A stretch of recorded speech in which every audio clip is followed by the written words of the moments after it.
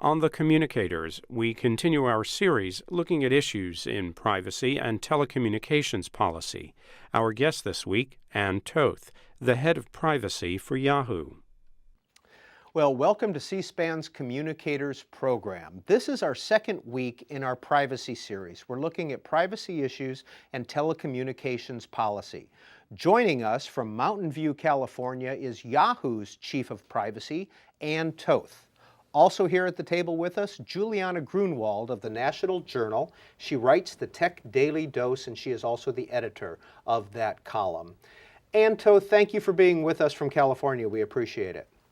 Thank you for having me. What is your job at Yahoo? I am the Vice President of Global Policy and the Head of Privacy at Yahoo. And that, in short, means that I work with the product teams, I work with marketing, I work with customer care, I work throughout the organization to make sure that our policies and our privacy promises are really embedded throughout our products and services. And in testimony before the Energy and Commerce Subcommittee on Telecommunications last year, this is what you had to say about Yahoo's privacy policy. As we have said before, our business depends almost entirely on the trust of our users.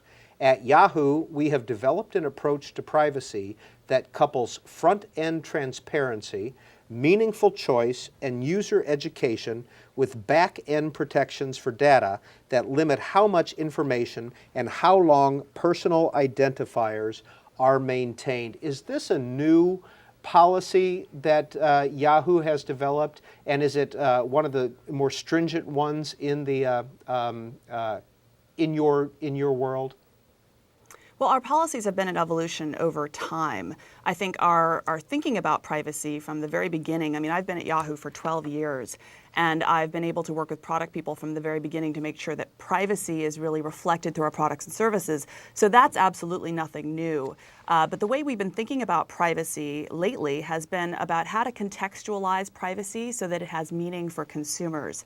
So when we talk about front-end privacy controls, we're talking about efforts underway that we can talk about in some additional depth if you like, which relate to icons in advertising to give users a visual cue about here's where you find privacy information that talks about interest-based advertising. Here's where you access controls to be able to really manage your privacy experience on our products and services.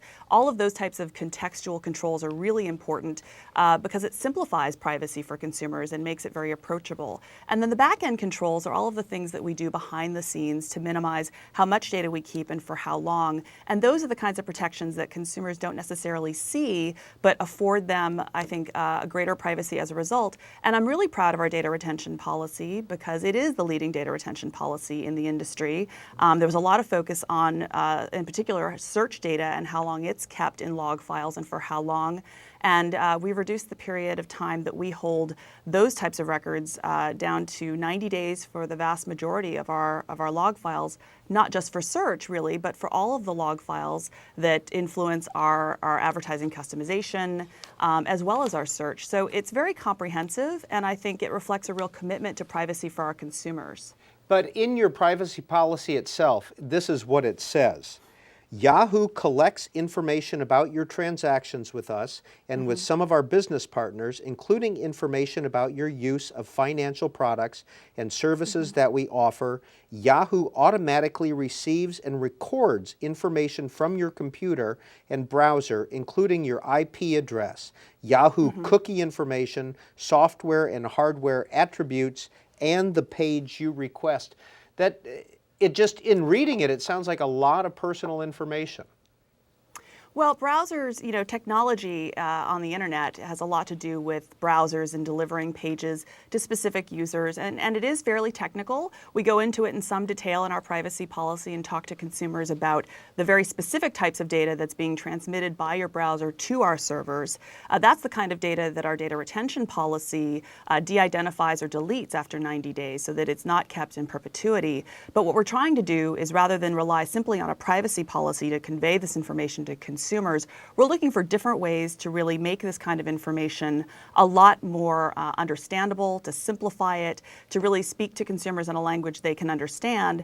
And we're looking for symbols, we're looking for shortcuts to get consumers really actionable privacy information that they don't have to dig around and look for, that's really readily available to them in the product interaction. That's what we've been doing with our Clear Ad Notice project. If you go to the front page of Yahoo, you'll see an advertisement with an icon.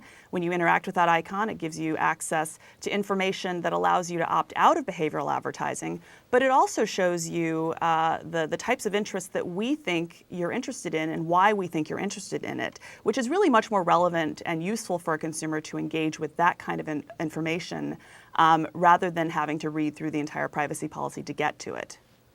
You mentioned online behavioral advertising, which has been a big issue of late, and that's the idea that ads are activities that consumers' activities on the web are tracked so that ads can be targeted to them. Do you do online behavioral advertising? And if so, what information do you collect from consumers and how is it used?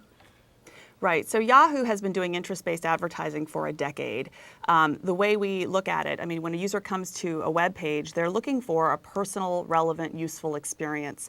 And so that means they're looking for content that's interesting and relevant. But when you look at the page, you know, a good number of ads appear on every single web page on commercial websites. And they are there because the advertising is what pays for free access to great content and storage and services online.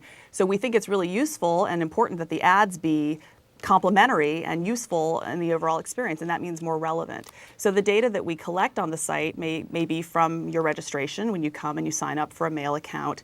It might be from search. You might have searched on a topic over the Christmas holiday season. I was doing a rather inordinate number of searches on Xboxes and gaming systems because I have 3 young sons.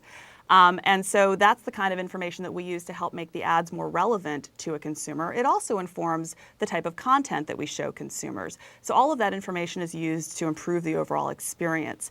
And we think it's really important, though, that we be transparent about how that works. So we give consumers tools to be able to see what we think you're interested in and to be able to modify it. Now, if I'm not mistaken, you allow consumers to opt out of getting these ads, these targeted ads. Do you have any figures or any sense of how many visitors to your site actually opt out? I mean, do you get the sense that consumers are actually taking that extra step? Well, so the figures are a little bit hard. It's a little apples and oranges because, as you know, opt-outs are managed through cookies. And there are a lot of tools that actually oversee and manage how cookies are stored and kept on a user's browser. Users very often, at least from some data that we've seen from research, often use either third-party tools or themselves go in and delete their cookies on a fairly regular basis, which means through the action of deleting their cookies, in some respects, they're actually opting out of behavioral advertising just by doing that. But when they do elect to opt out on our site, that's one action that we can record. Users can opt out through a lot of other places where we're not necessarily counting. So it's very hard to get an accurate number of how many users have opted out or to express that as a percentage. But overall, we are seeing that users are engaging with these tools. What we'd like to do is to be able to give users privacy choices that are contextual to their experience so that they're more likely to engage with these choices rather than simply offer them somewhere on a settings page that maybe they wouldn't navigate to. Juliana Grunwald. During an earlier C-SPAN communicator session with David Bladdock with the Federal Trade Commission, he said that he didn't think most consumers will get too concerned about having ads targeted at them, but that they're, quote, there is this enormous amount of data out there that can be used for purposes other than advertising. What assurances would you give consumers that this information down the road wouldn't be used for something other than advertising? Well, you know, Yahoo is an advertising network. We provide advertising services, but we're also a web destination.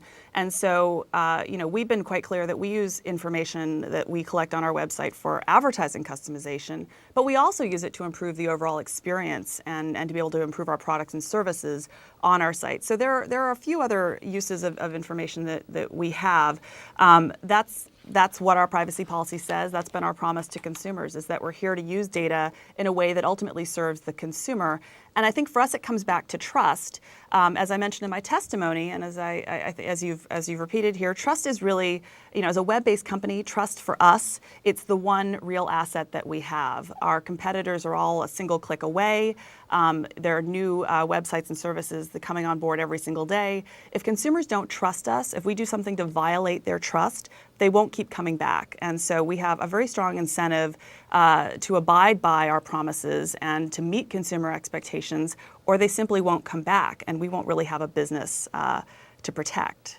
And Toth, this is a quote from Mark Rotenberg, Electronic Privacy Information Center, and this is what he says. Today, there is no meaningful check on private sector data collection.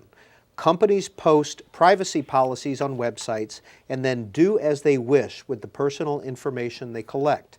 Not surprisingly, identity theft, security breaches, and growing unease about online privacy are all on the rise. New service offerings are met with both enthusiasm about technology and worries about personal privacy. Mm-hmm. Well, I can't speak for every company in the world, but I can certainly say that we take our privacy promises and our privacy policy very seriously. We put it out there and we abide by it. And I think, again, it comes back to consumer trust, and it's for us, it's a non-negotiable.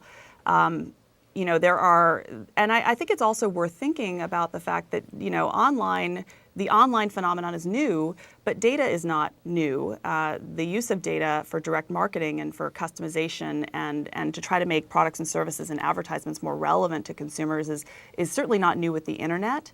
It's a business that's been around for a very long time.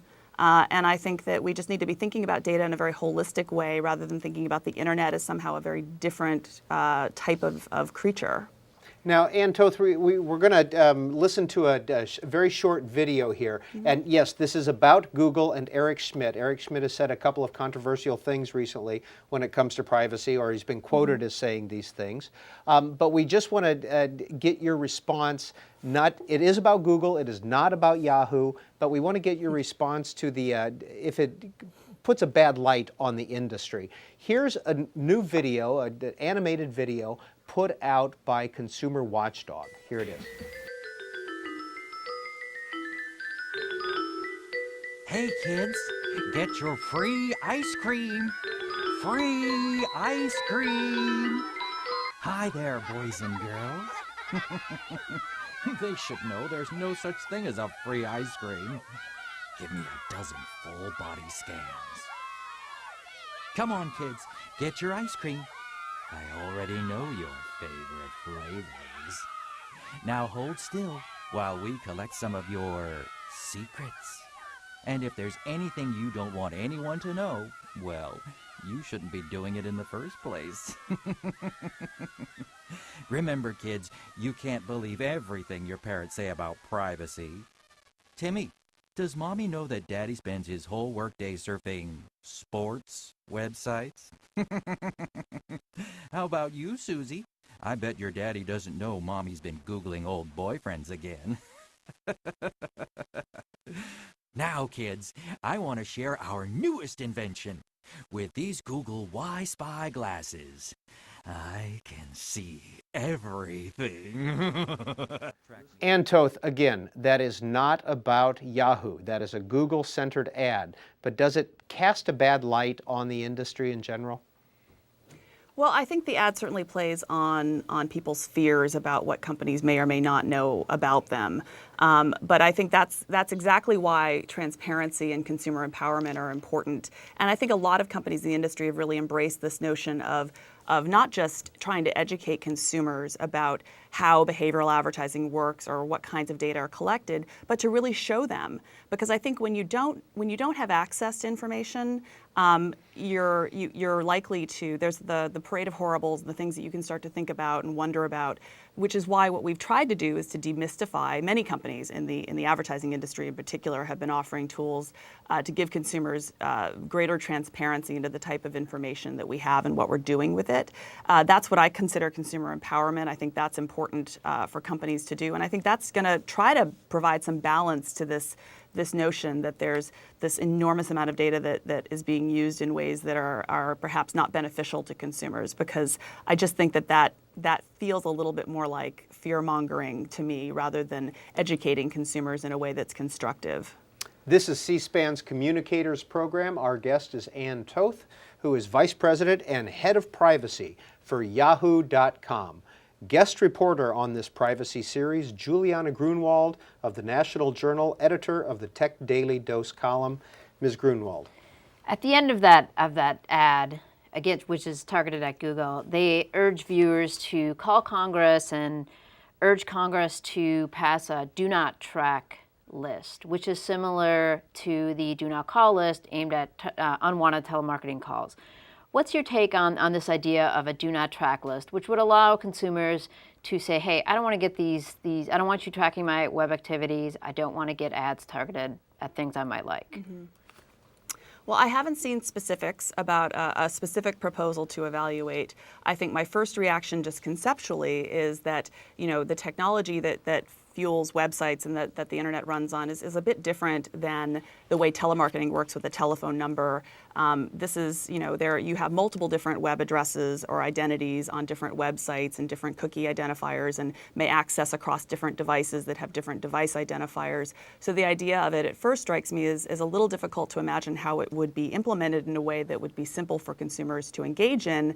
I also am reminded that there are a lot of tools that are just native to your browser that are already there for consumers to manage. I think it's a matter of making them more accessible and explaining their usages to consumers in a way that perhaps makes it simpler for them to use. So I guess I don't want to complexify something that we should be trying to simplify. And so that's just, at first blush my take. But I think we'd have to look at the specific proposal and figure out how we could hopefully make it work from a technological perspective.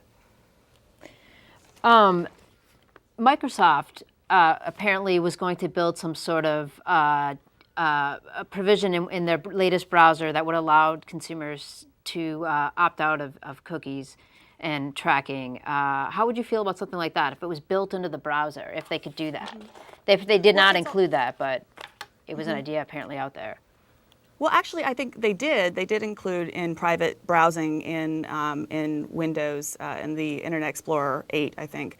And I know Mozilla has a similar feature for Firefox, and in fact, the default for Safari, which is the Apple browser, is that all cookies are deleted on a session basis. So what that basically means is that a website has to reestablish cookies with each new session. So these are all tools that already exist in browsers today. They're just, as I said, I don't know if consumers are as aware of them, and I think it's a question of awareness and education about how those tools operate. Other data, on the other hand, suggests that 49% of consumers delete their cookies on a weekly basis, which would suggest that, in fact, consumers are actively managing their cookies with these types of settings. So I think we need to look at how those tools are being used today by consumers and make sure that we're not trying to create something that in fact already exists. Ann Toth, on the other side, Tim O'Reilly, the digital publisher, O'Reilly Media, technology evangelist, he's called in the Hill newspaper, said this week that he's worried about the implications of lawmakers getting involved in consumer privacy. This is a quote. "They may not consider the potential impact on future innovation," he said. "There's a witch hunt around consumer privacy and a real risk that somebody in Congress could get involved in passing heavy-handed privacy legislation without considering that many consumers are willing to make trade-offs with regards to sharing their private information." Mm-hmm. Well, I think that where privacy is concerned, you don't want to throw the baby out with the bathwater. There are immense benefits that can be seen online and offline to customizing a user's experience. And in fact, I think in the world we live in today, we're living in an increasingly on-demand world where people want what they want, when they want it, how they want it. And this goes for, not just their latte at Starbucks, but really their online experience overall. And we're using data to improve user experiences, consumer experiences. It's really in service to the consumer, and I think we want to make sure that we can continue to do that because it supports the free internet today. But more than that, this type of data, I think, as is rightfully pointed out, it's part of fueling innovation. By definition, innovation is something, when we think about brand new products and services, it's something that we couldn't have thought of a year or two ago. So we need to be careful not to stifle innovation. And what we're looking for in any legislative framework is an incentive to continue to innovate, because that really serves consumers, I think, the best. Now, is there an industry group out in Silicon Valley that meets and at least discusses these issues? I mean, do you meet with the Googles and the Microsofts, et cetera, about these issues to discuss it on an industry-wide basis?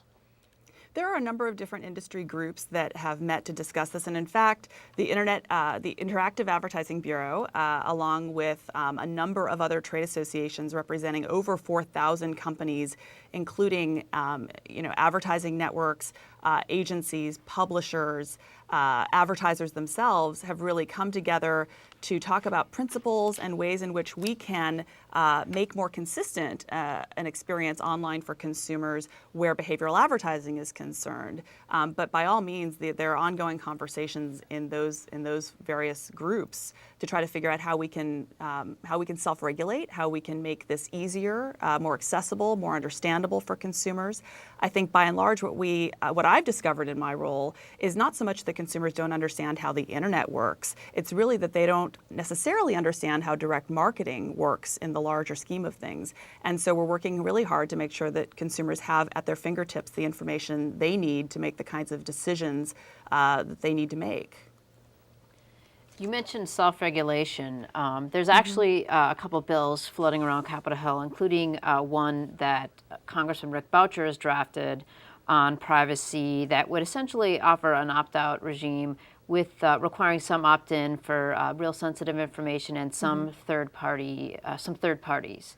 After that bill came out, Yahoo issued a statement that said, quote, there certainly remains some fundamental issues to be worked out to make sure that the legislation protects the extraordinary breadth of free services for consumers made possible by online advertising. What are these fundamental issues that you were talking about in that statement in relation to that legislation? Mr. Boucher's legislation, it was simply a draft, a discussion draft, and it's unclear, directionally where that is right now. I know we have introduced Mr. Rush's legislation. I think what we're looking at in legislation is making sure, again, that there is room for innovation, that we have baseline protections in place. Those are really critical to us. But there are also a number of other uses of information that are really vital to being able to operate a business, in particular an ad-supported business, that we want to make sure are considered when legislation is drafted. So those are the kinds of things that we're referring to there. But I think we're all waiting to see as the fall unfolds, kind of where this debate is headed and where people are. I mean, there are all kinds of. You all know far better than I do. This is a moving target, so we're going to be keeping a close eye on it. You mentioned that there's some vital activities to a company like yours. Can you elaborate on that or just give some examples of what you would want to make sure weren't stifled by legislation? Well, it gets into some very specific areas about the differences, for example, between data collection and data use. There are some proposals that would, when a user opts out, prevent you from collecting data from them in the first place rather than simply using it for certain purposes. I think that's a bit concerning to us because there are a lot of uses where data is used to be able to bill advertisers and to be able to fight fraud across the site in ways that relate directly to the advertising model. So depending on how prescriptive the language is in the bill, it could create problems in some of those really important business operational areas. When you offer an opt-out, of showing a consumer behavioral advertising, that same data that you would use to inform the advertising that you're customizing for them may also be used for fraud detection and control. So you want to make sure that you have the appropriate use and right to be able to prevent fraud across your website. If you gave a consumer the option to opt out of data being used for fraud, you'd have a lot of opt-outs from consumers who are likely to engage in fraud. So I think there are some protections there that we're really just looking at very carefully and making sure that they're drafted in a way that protects those really necessary uses of data. And Toth, do you foresee legislation passing this year or next? And if the Republicans take over Congress in November, as far as your business model and your business concerns are, is that a good thing or a negative thing or a wash?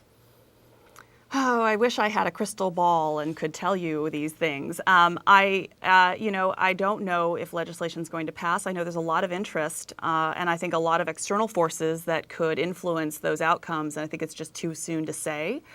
In terms of a change in House leadership, or if the Republicans win a considerable number of seats, it's definitely going to change the dynamic. But privacy is an issue that doesn't fall along party lines. I don't think you can say that Republicans think this way and Democrats think another way. So I don't know that a change in the representation is going to make a great deal of difference in the way privacy is viewed in Congress.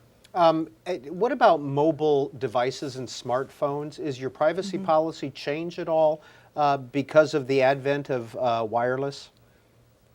Our privacy policy itself has not changed. We recognize that wireless devices, mobile devices, create some different challenges. Just the form factor, for example, being able to give privacy notices and surface choices to consumers is a bit more challenging when you have a lot less space to offer a consumer.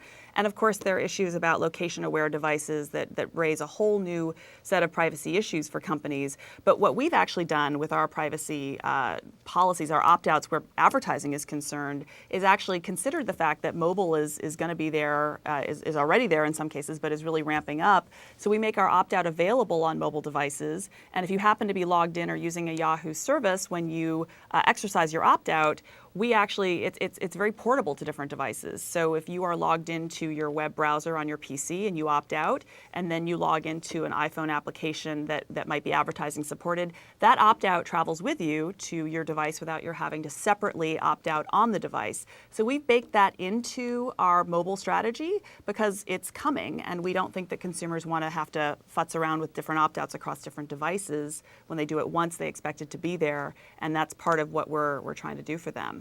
Time for two more questions. Juliana Grunwald. Chairman Leibowitz of the Federal Trade Commission has said that he thinks most consumers don't even read privacy policies, and he would like to see them become more simpler and include key information that consumers need when they are surfing online. Is that something the industry is working on to try to do, or what's your take on that? We're absolutely aligned on that. I think privacy policies, when I started out, were very short. They became much more legalistic, I think, for a lot of very necessary reasons. But what we're trying to do with clear ad notice, what we were doing actually also with our introduction of social features on Yahoo, is contextualizing the privacy choices and giving people enough information to be able to make a decision in a particular context without having to, or without overwhelming them with information that may not be relevant to that interaction.